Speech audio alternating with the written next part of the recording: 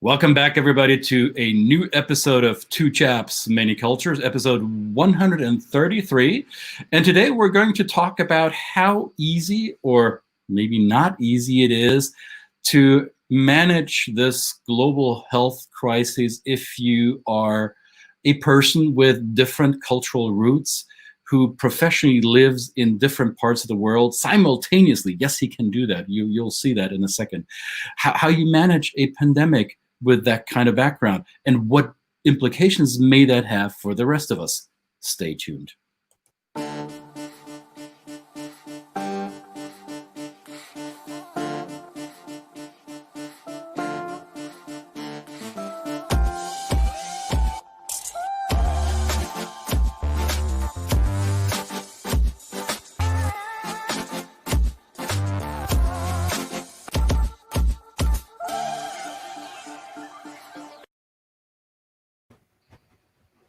Living in different parts of the world at the same time. Did I really say this? Man, I can talk some stupid nonsense. Let's face it, our guest today gets close to that. And I'm not going to butcher an introduction here because he's kind of TED Talk famous for some of us in our field. You may have actually seen him on your computer screen or on your little screen or wherever before. Our guest today, welcome in the Two Chaps Many Cultures studio complex, is no less than Pellegrino Riccardi. Buonasera, god kväll, and good evening. See, I tried. Fantastic, well done. Buonasera, god kväll, and good evening. Yes. How are you? Hey, I'm doing all right. I'm doing all right here in Norway. Here in snowy, wintry Norway. Snowy, wintry Norway? Well, I don't want to compete with you. No. Winters, I used to love them. Getting tougher every year. Now, those of you who don't know you yet probably should know that you're not Norwegian, even though your first and last name may sound Norwegian to some. However, your cultural background is what exactly? So the family, parents, mother and father, they come from Italy, the south of Italy, around the Napoli area, a village on the other side of the Vesuvius volcano, if you're looking out from Napoli city.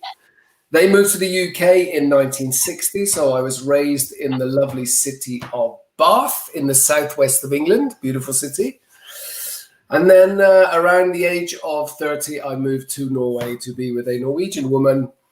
And now I have 3 blonde Norwegian children. So what language you speak at home? Italian, English, Norwegian, all 3 of them at the same time? That's a really good question. Actually, I speak English to everybody consistently. And a lot of people say, why don't you speak Italian to them? Because my parents didn't speak Italian. They spoke a Napoli dialect. There are many dialects in Italy. I believe there are 21 dialects in Italy. And then they have this one unifying official language. And the Napoli dialect is not the most useful dialect to speak in the world. So I thought I'm going to just do the English thing with them. So I speak English to them and they answer either in English or Norwegian, depending on their mood, how angry they are with me. how much they like me. Which implies that they are angry at you once in a while. Interesting. Yeah. I mean, I can tell how tired my wife is by the language she speaks. Very simple. Yeah. I think I can relate to that. I'm married to a Polish girl. I think I can relate to that. Yeah, absolutely. Yeah. You know when things get serious. Yeah. I'm curious quickly about the Italian dialects. I mean, we've had this on this program before, especially when Antimo Cimino joined us, and we've talked about the regionalities and that how national culture is such a arbitrary concept that without recognizing the nuances in the region, we will never truly understand a culture. So the dialect spoken in and around Napoli is well, you said not the most helpful around the world. Well, it's obviously helpful around the area of Napoli. Of course it is. It's, but it's not, I wouldn't call it an international language. Right. Apart from the fact there are lots of Napolitani all over the world. There are more Neapolitans outside Naples than in Naples, perhaps. But for example, there's a series on there, Sky TV called Gomorrah, which talks about the Gomorrah. It's a brilliant series, and all the gangsters in it, they speak Neapolitan, right? And they have the subtitle for the Italians, but I understand every single word they say. You know, it's my father's language basically, right? And it really is a different language. But perhaps people in Rome, which is about 200 kilometers away, they'll understand most of it. But people from the north in Milan won't get it at all, and vice versa. When they speak Milanese in Milan, I won't understand it either. Right. And Napolitano doesn't sound Italian either. It sounds, because it is a mixture of, well, it's its history, isn't it? It's got Arabic in it. Mm-hmm. It's got it's got Catalan in it. Obviously, it's got Italian in it as well. Words of Spanish, and it's very guttural. It kind of comes from the throat. I wouldn't call it a very pretty language. It doesn't sound like the buonasera, la la la la la, that everybody thinks Italian is. It's much more guttural and a lot of Arabic, as I say. So that's why I don't go for that language there. Give them English, which is, after all, the most widely spoken language in the world, right? So yeah. So just for me to close my loop, as I'm not a linguist, but I'm trying to get behind the logic of it. So the official Italian language, is that more northern? Is that Tuscany? Well, officially it started in Tuscany with old Alighieri Dante, of course. He started it, but it's a kind of a northern, central northern sounding Italian, yes. Okay. And with the unification of Italy, with Garibaldi and others, it became the standardized language, The standardized language. And everybody speaks it now. And actually, the dialects are slowly kind of, they're not dying out, but they're not, you know, the kids today, they probably speak English better than their actual dialects that their grandparents spoke, right? So I don't know whether that's a good or a bad thing. We're supposed to be a unified nation. It's not very unified if you've got 21 different languages, right? So now, growing up in Bath, you speak a unique type of English as well compared to other parts of the... Well, yeah, I guess it's a Southern English, but people who live in the UK will recognise a certain southwestern twang in my accent. But it's basically Southern English, yes. Okay. It can be quite posh when I want it to. All right, that's what I'm trying to hint at. And if I need to complain to the Norwegian authorities, the tax authorities, I only do it in English, actually. And I only speak to Scandinavian Airlines in English. It's actually difficult to pretend I don't understand their Norwegian, just simply because you get better service. How does that explain? Well, it kind of creates this image, doesn't it? First of all, the Scandos, and especially the Norwegians, love the Brits. And I know not everybody loves the Brits, but the Scandos definitely do. And it kind of creates this perception of someone who's educated and honest and reliable, and yes, I'm sorry to bother you, but would you mind? I've got a bit of a problem. It just does this thing to them, and it puts them a little bit on the defensive because, of course, then they need to answer in English, which is not their first language. So it's kind of manipulation, but it's all with a good intention. I'm not trying to get. I'm not trying to scam them or anything. Well, I think there's an example here in the US that I use and describe it to people. There's a brand of insurance in this country called Geico, and they use a gecko with they talk like this, mate. You'll say 15 minutes for car insurance, and people that when I open my mouth, some people say, "Wow, you sound just like that guy." And it is, again, I use it as a bit sometimes as an advantage. It's been shown that in some research that the English accent somehow denotes authority and gravitas, right?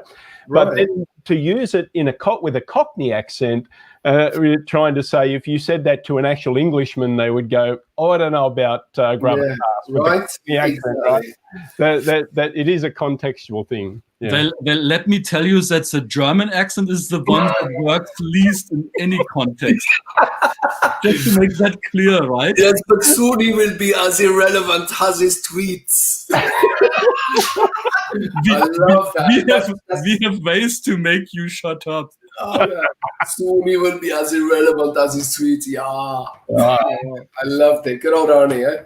Yeah. But in Germany's defense, Arnie is Austrian, and yet I know, yeah, absolutely, empathize with many of his recent statements, politics aside. So now you're this Englishman with a strong Italian background living in Norway. My question could be, how do you reconcile these three main cultural tendencies? And then I edit myself and say, well, do you reconcile it at all? How do you blend it, maybe? Yeah, absolutely. I mean, when you use the word reconcile, I use the expression, I pick the best one for the situation. Right. I think it's an advantage, right? I pick whichever, you know, I was talking about speaking English to flight attendants, but when I do my talks here in Norway, you know, they're all in Norwegian. And I made it a really important goal of mine when I moved to Norway to speak Norwegian. And I do my talks in Norwegian. I have my customer meetings all in Norwegian. There, I put them up and me down, if that makes sense. Yeah, I want to put them at their ease and I am at their service. So, you know, I generally do that very consciously. And then the Italian part, yeah, I mean, you know, people, it is stereotyping, but people have got certain expectations when you're Italian. And I must admit, our neighbors have had some very nice late summer evening meals and outside dinners at our house where we brought out the Italian wine and some of the other delicacies from the Napoli area. And, you know, and suddenly I'll become very Italian. And it's the, you know, it's the loudness, it's the sort of extroverts. Pellegrino comes out. And the gregarian host. Yes, absolutely. I mean, no offense, but if you had to pick an Englishman, an Italian or a Norwegian to run a party, you know which one you're going to go for, right? Well, I know. Yeah. Now, you said when you speak to people, when you go to your clients, many of our viewers may not be familiar with the work that you do. In layman's terms, how do you solve other people's problems? What's your business? My business, I'll answer that in two parts. I'm actually a teacher. So I started teaching over 30 years ago.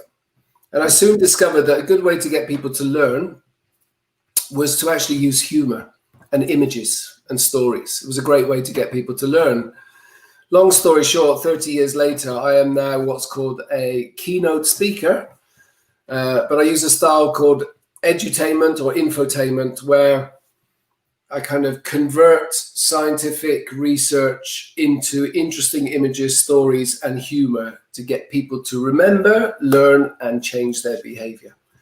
And culture is one of the many subjects I talk about, the intercultural communication, but I basically talk about the interhuman aspects of today's world. And of course, the pandemic, well, on the one hand, it basically wiped all my work out initially in March for the whole of the year, did give me a lot of material on exactly that. And now we're back to some kind of normality where I'm doing as much work, if not more, than before, but it's all digital. But I've got lots of material on the interhuman aspects and a kind of interface between humans and technology as well. And I think, you know, we've learned a lot about ourselves in the last year, haven't we? If nothing else.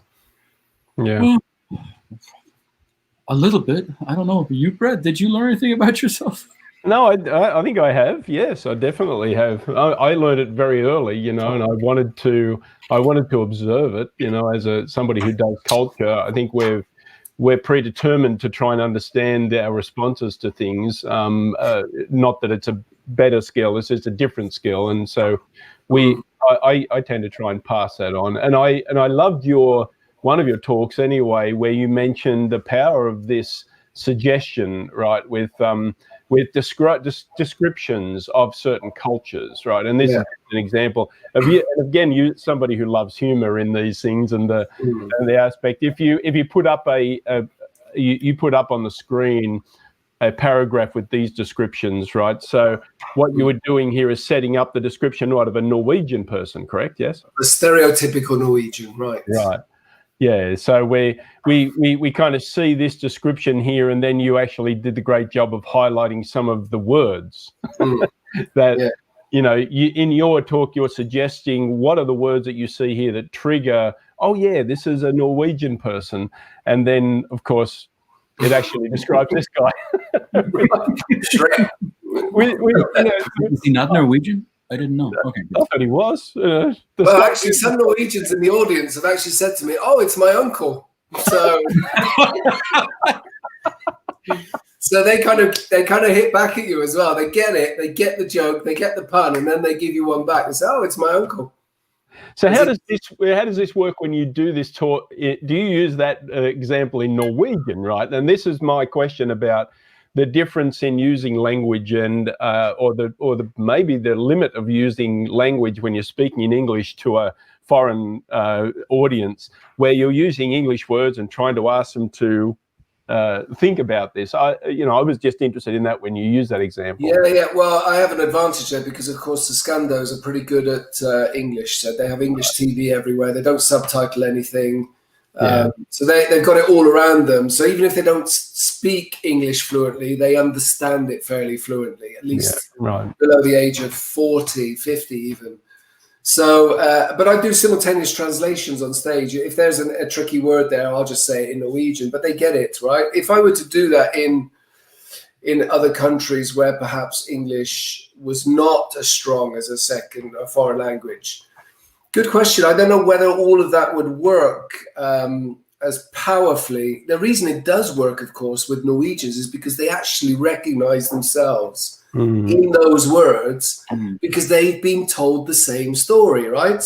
Stereotypes aren't just look from the outside looking in. They're also inside looking out. We often believe our own stereotypes. So it does work really well. And the point of that exercise is that while stereotypes are bad, then there is some truth in them as well. They don't come from thin air, right? They come from somewhere. And then obviously I follow that up by doing a session on, okay, while the stereotype has some truth in it, it's obviously dangerous to put people in the same box, to pigeonhole them and prejudge and pre-expect what they're going to say and do. So it's a powerful little sequence I have, and it catches audiences out every time. It's cool. Now, your audience is not in the same room with you in today's day and age, right? So you went through this hard stop, like many of us in I wouldn't say this industry, but in this work world where we deliver our knowledge, our expertise, our service, our facilitation to our clients. We, the three of us, I think, have that shared experience. We go to where the client is, and there's either one person or 100 person or 1,000 persons, and we do what we do best. And for many of us, this pandemic, this crisis has put a screeching halt to that. And you found a way for yourself to redefine how you approach your client. Would you care to explain how you're doing this? And maybe there are some lessons to learn for the rest of us. Yeah, I mean, after the initial shock, the first 2-3 months, we had the summer. The summer was okay. And, we're fortunate enough to have a Norwegian state that's quite supportive financially. But I kind of gave myself a deadline. 1st of September, nothing had changed. So I just set about turning digital. I just said, well, I've got to do it. And it was really difficult at the beginning. Really difficult. This getting through the camera, I'm pretty comfortable now on stage, working audiences, seeing their reactions, feeding on micro expressions, getting them to play off each other. And suddenly that's all gone, right?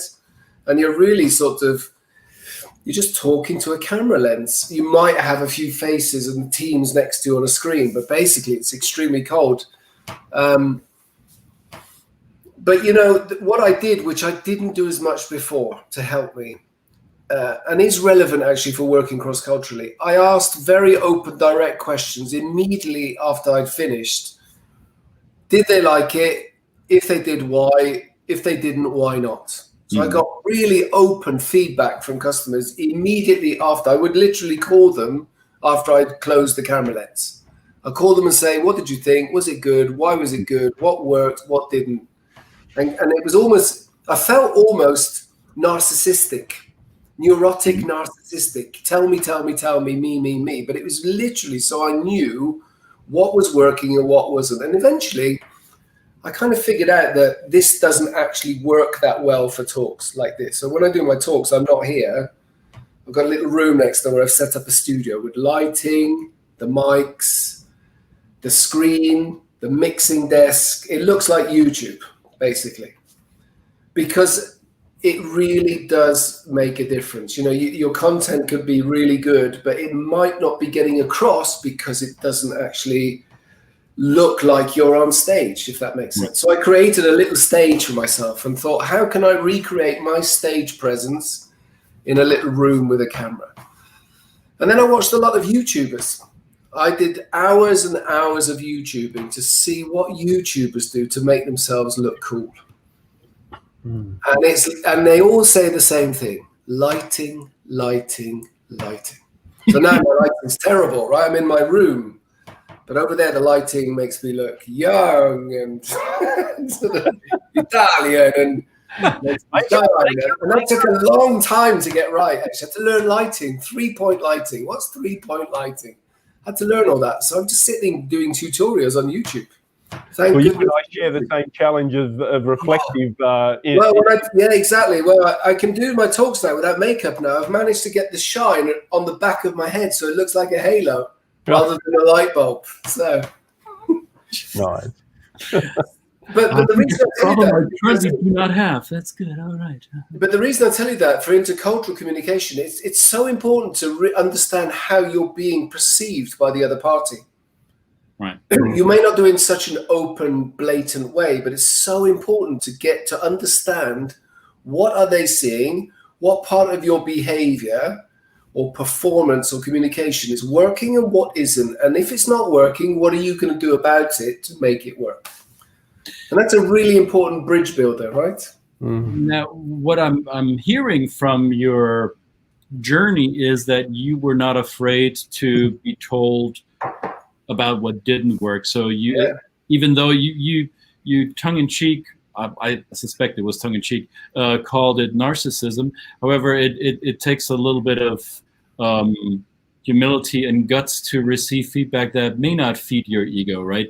Is that part of your experience, life experience of being in Norway, where the ego is not as important as it may be in Anglo culture? No, it is as important, but I found out the hard way that some of my communication styles that I brought with me simply didn't work in Norway. And I found the hard way, by just seeing that people were offended, or, for example, the classic British banter. We can hack away at each other and kind of it's almost like sword fighting, isn't it, with words? Right. That didn't go down well at all. At least not with people you don't know well. It sounds obvious now, but at the time I had no idea. Or, for example, the classic Italian loud voice, arms everywhere type of thing. I was standing on stage doing this, and Norwegians are just following your hands. Is he going to hit me or what? What's the deal here? So I find out all these things by making these terrible mistakes. And wouldn't it be great if you could just ask people and they were generous enough to tell you what they perceived? You save yourself so much time. You were a guest on my podcast a couple of moons ago, and I don't know if you were the one who said it first. I certainly heard you say it the way I heard it the first time from you. It may be a borrowed quote. It doesn't really matter, but it really stuck with me what you said back then in that podcast about your philosophy of asking questions, that you think, and I'm paraphrasing, that no question is generally off limits or taboo if the question comes from a place of genuine curiosity and without judgment. So that is a mantra that I've been passing on to others. So thank you for that. I'm not sure if it's your original thought or if you were... I think it is actually, yeah, it is. And thank you for remembering. That's a great compliment as well. But it is an original thought. I've kind of always been a curious person, but genuine curiosity. If there's a hint of opinion in there, it's not curiosity, right? Right. So, but generally just finding out, and I think I may even have told you, one of the most challenging, at the same time rewarding conversations I had was when I was sitting next to this guy at dinner in Oman, and he had 2 wives, right? And I wanted to know what life was like with 2 wives, just from a, you know, I need to know that, you know, I've got, this is a guy who's living the life. I'm an interculturalist. Right. I could go to YouTube and find it out, but this is much better. You know, it was quite difficult to maintain that kind of genuine curiosity without showing any hint of opinion or, for want of a better word, Western condescension at this man who has 2 wives, right? And it was a great conversation, a challenging one, but super rewarding. We had a great evening, actually. What's the main thing you learned from that conversation? Yeah, I asked him, so what's it like having 2 wives? And he looked at me and he just said, expensive, he said. Because he has to basically, you know, he's got 2 wives, 2 families, 9 children.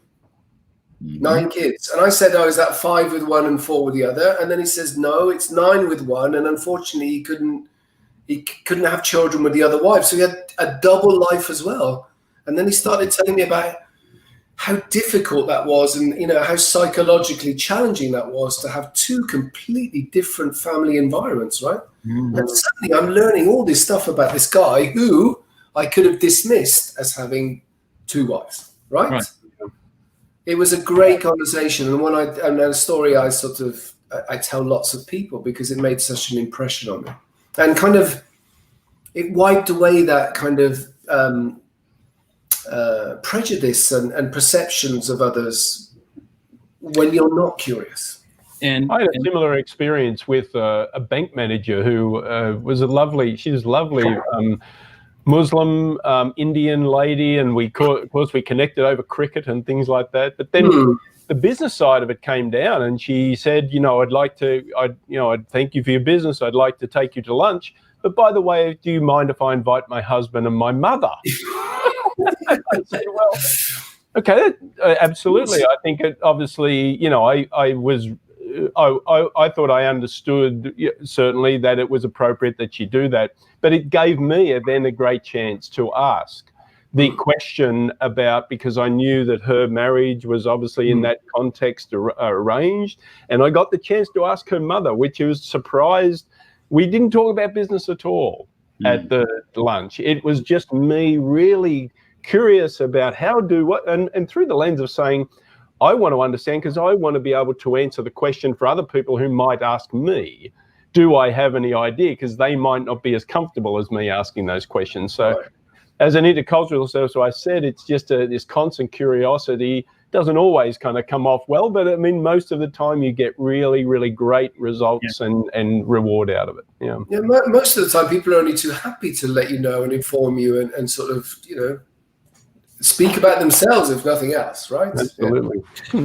Now, how do you suspend the judgment, though? That I think is the key, or one of the key skills in all of this. Is when we headlined our episode, how do you navigate through this challenging time with identity, or with the ability to, or with the knowledge and experience to navigate between different behavioral standards? How do we practice? How does anyone without our personal backgrounds, how do people learn and practice to suspend the judgment? Because the opinion is easy to bring out, right? Absolutely, pushing the pause button on that and allowing for information flow without filter. How do we practice this in your guys' experience? Well, there are 2 things, I think. First of all, if you're giving people opinions, it's the same as shining a really strong flashlight in their eyes. And what will people do if they shine a flashlight in their eyes? They'll close their eyes. That's it. Conversation over, right? And the other thing is, for me, it's all in the word respect. Everyone knows what respect means, but not everybody knows what the etymology of the word is, what the word actually means if you trace it back, because that tells you, and that's read and spect. Yeah. Well, it's to look again. Oh, yeah, exactly. Look again, right? So respect is about looking again at a person from a different perspective. Right. Now, here comes the really important part. Today, when I say I respect you, it almost means basically it means I agree with you. And respect does not mean agree. I can look at you from another perspective to learn more about you, but I don't need to agree with you. And that's how you suspend your judgment.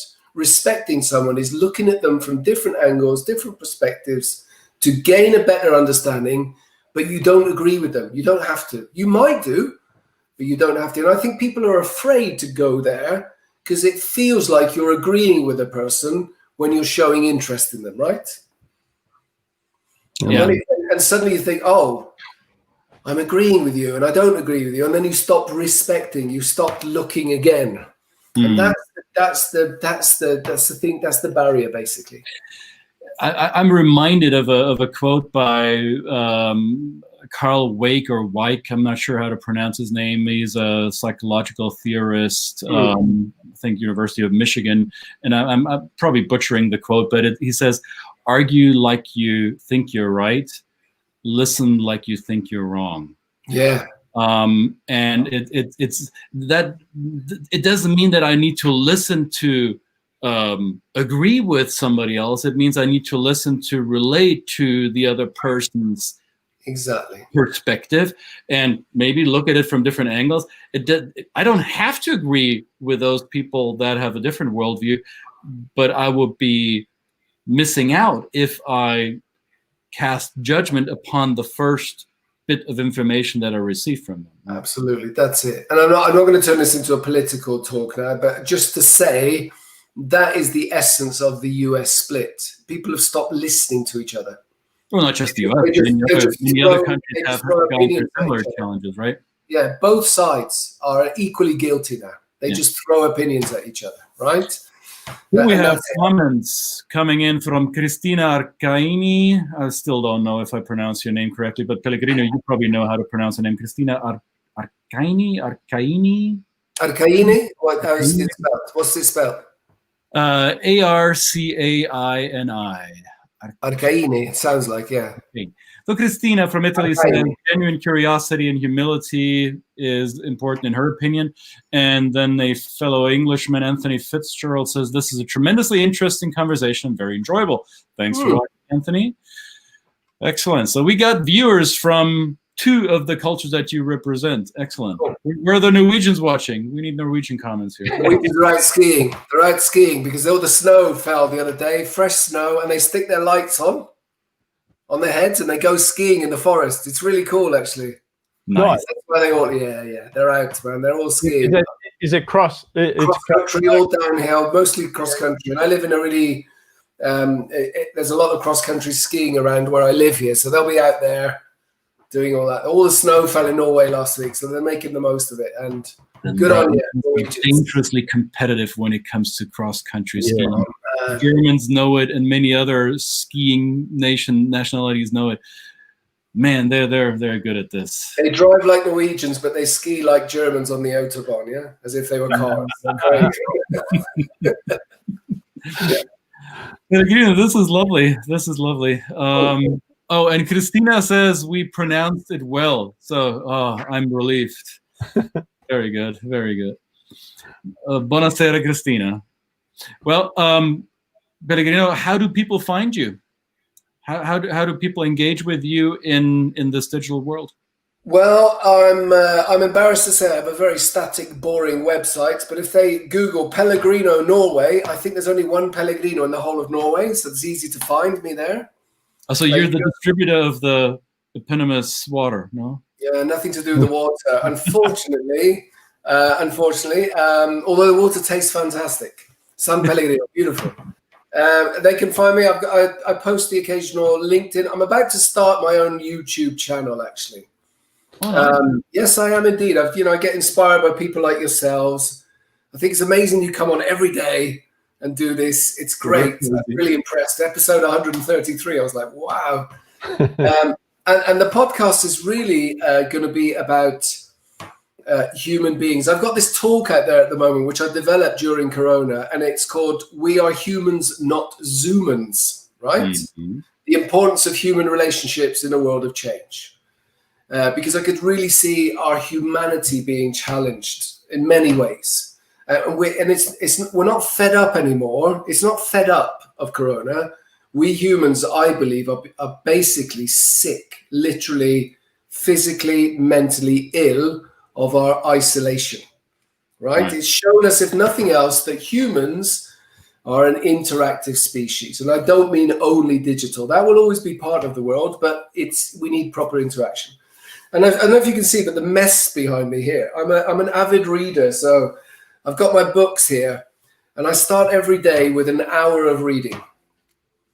Just an hour of reading. I sit in my chair. I've got a lovely chair here. I put the candle on, and I start the day with an hour of reading. And it's primarily non-fiction, right? So it's all stuff that I can use. I basically steal other people's ideas and turn them into mine. Yes. Right. I thought I'd start a YouTube channel where I basically pull out a book from the shelf and use it as a starting point for some relevant topic. And I'll be doing it with a partner of mine here, who I do a lot of work with. So soon, hopefully, I'll be out there doing this type of thing, the same as you guys, and doing as good a job as you are too.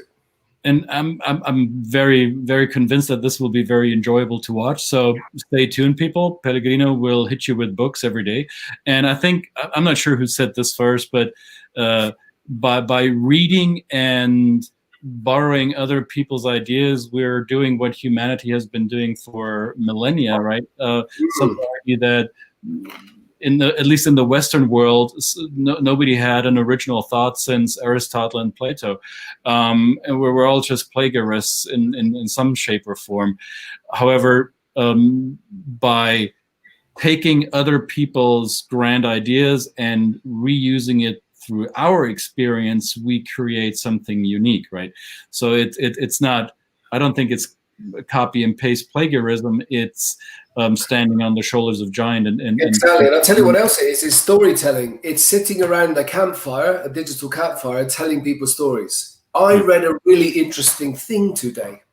That's it. And off you go. And just like people did around campfires, you start to embellish the story because you don't want a boring story. And that's when it becomes interesting. And then you create a discussion. Right. So, yeah, you're right. We have been doing this for many, many millennia. And I hope to continue it on a digital platform. But it's a digital campfire. Maybe that's the name of the YouTube channel. Campfire. There, you got it. We just birthed the name. Great. We should include this as a mandatory question for every future guest. What's the last book you read? So Pellegrino, what's the hour of reading you did this morning? What was it? Which book? Oh, I've got it on my checkpoint. Should I go get it? It's called I don't know if I'm into it. It's Robin Sharman. He wrote the Monk and the Ferrari book, but he's got a book called The 5 a.m. Club. The 5 a.m. Club. There we go. It's about getting up at 5 a.m. and doing things. I think I'm not sure that's for me. I'm being honest with you, but I'll tell you, if you want a really great book, this is a great book. This is the last book I read before then. Vicky Murphy. Vivek. Be the what's it called? I can't remember the title. The lead doctor surgeon in the USA, and he writes about the most serious illness in the USA is not obesity, it's loneliness.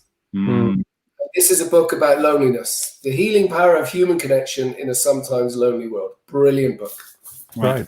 Brilliant book. Amplified by our digital existence. Absolutely. Super relevant. Really cool book. Excellent. Excellent. Yeah. I shall delve into that next. Pellegrino, grazie mille. Thank you very much. Altrettanto. Same to you. Really cool. Thank you for inviting me in. It was really interesting. God, that went fast. That's how we do it. Excellent. You have a wonderful winter. Stay safe. Go skiing or whatever it is you do. Be a gregarious Italian host for your Norwegian neighbors. I will. And be a human, not a zoom-in. I love that. 2 chaps, many cultures today. 3 chaps and 5 cultures represented. Maybe even 6. Who knows? Many. Hence the title of the program. We'll see you again tomorrow with episode 134. Stay tuned. Bye-bye. Take care.